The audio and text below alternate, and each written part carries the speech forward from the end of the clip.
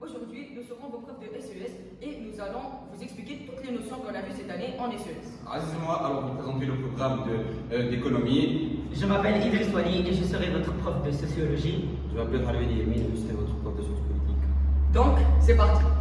Ok, donc tout d'abord, on va voir comment produit-on les richesses et comment surtout les mesure-t-on. Donc, Qui crée la richesse?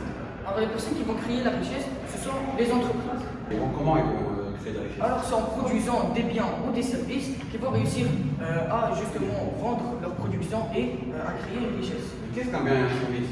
Alors, la différence c'est qu'un bien, ce sera quelque chose qui est matériel et surtout que l'on peut stocker. Contrairement à un service, c'est quelque chose qui n'est pas matériel et donc qu'on ne peut pas stocker. Ah d'accord, merci. De rien. Mais moi, on dit que les entreprises, elles font des productions marchandes. Mais ça veut dire quoi une production marchande? Une production marchande, c'est un produit vendu à un prix significatif supérieur à la moitié du coût de production. Il y a des organisations qui sont non marchandes qui vendent leurs produits gratuitement ou semi-gratuitement. Par exemple, le croissant rouge. Ok, maintenant, on va vous expliquer les formules les plus importantes à Aziz, j'ai quelques questions à te poser. C'est quoi le chiffre d'affaires? C'est ce qui va permettre à une entreprise de connaître tout simplement l'argent qu'ils ont produit, mais sans compter les consommations intermédiaires et surtout la manœuvre. Pour ça, on va faire la quantité de produits vendus fois le prix unitaire. Du coup, c'est quoi la valeur ajoutée? La valeur ajoutée, comme c'est écrit là, on va faire le chiffre d'affaires, donc qu'on aura calculé précédemment, moins les consommations intermédiaires. Donc ça va être tout simplement tout ce qui est matière première, etc. Oui. Qu'est-ce que le produit intérieur brut? Alors, le produit intérieur brut, c'est la somme de toutes les richesses créées d'un pays par année. Ça veut dire qu'elle va différer entre les pays. Par exemple, comme on a pu les apercevoir dans des études, l'Amérique, c'est elle qui a le PIB le plus important, avec 55 000 $ par an, comparé au pays le plus faible qui est le Congo. Merci. Ce qui va rentrer concrètement dans notre poche, ça veut dire le bénéfice. On fait comment ça pour le calculer? Le bénéfice, c'est le chiffre d'affaires pour l'ensemble des coûts de production. Ok, je comprends. Maintenant, entamons la deuxième plus grande notion qui sont comment se transforment les prix sur le marché. Mais tout d'abord, on va savoir qu'est-ce qu'un marché. Un marché, c'est l'ensemble des transactions d'achat et de vente sur un même produit qui contribue à déterminer le prix.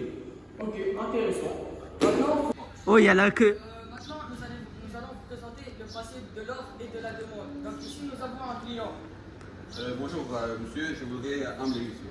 Donc, puisqu'on a une très petite quantité de blé et qu'on a énormément de gens, c'est ce qui va nous permettre de mettre le blé à un prix plus élevé. Et ça, on le remarque aussi quand il y a des pénuries, par exemple. Donc, le blé de base peut coûter 3 dinars. Puisqu'il y a beaucoup de demandes, je peux me permettre de mettre à 4 dinars. Voilà. Ah ça, j'ai un nouveau problème. J'ai énormément de sandwichs, mais il y a hyper peu de demandes. Très peu de gens veulent m'acheter. Qu'est-ce que je fais pour les vendre? Combien tu le vends déjà Je le vends à 4 dinars.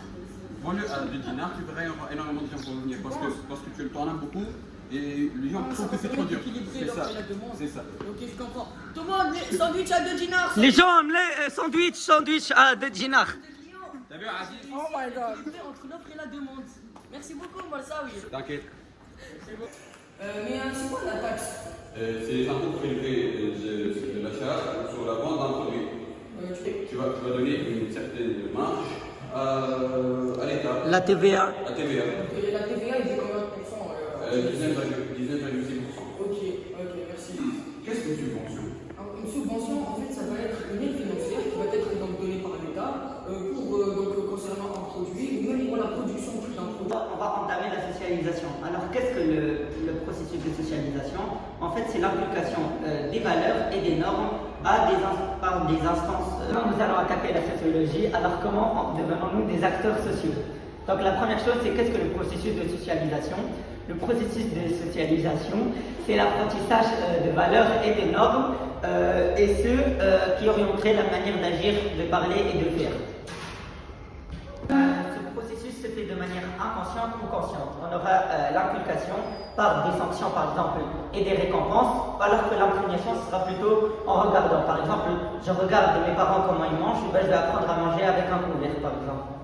Mais chacun il ne va pas être c'est-à-dire intégralement décidé par ce processus, puisque c'est lui qui va choisir en fait les normes et les valeurs que lui veut inculquer, et celles qui ne le plaisent pas, bien sûr il ne va pas les suivre. C'est tout. Qu'est-ce que les normes?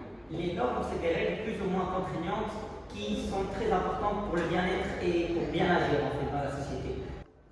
Qu'est-ce que les valeurs? Les valeurs en fait c'est des idées qui sont partagées par plusieurs groupes. Alors, est-ce que la socialisation est la même pour tous? Alors non, elle va dépendre par exemple, premièrement, du genre, c'est-à-dire de l'individu. Par exemple, moi je suis un homme ou une femme, on ne va pas avoir normalement les mêmes valeurs ou les mêmes normes. Mais ça dépend aussi du milieu social. Par exemple, moi je suis dans un cadre qui est assez, par exemple, pauvre, alors que vous autres êtes dans un cadre plutôt riche, donc on n'aura pas les mêmes valeurs et les mêmes normes qu'on partage ensemble. Résumer ce chapitre de comment devenons-nous des acteurs sociaux en schéma.